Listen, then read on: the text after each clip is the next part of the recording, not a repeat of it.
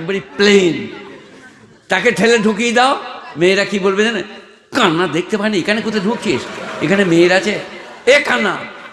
পাঁজরের দরদ বুঝলেন সিবি চ্যাটার্জিকে দেখাতে হবে, নাহলে শৈলেনবাবু বেঁচে থাকলে তার কাছে যেতে হতো।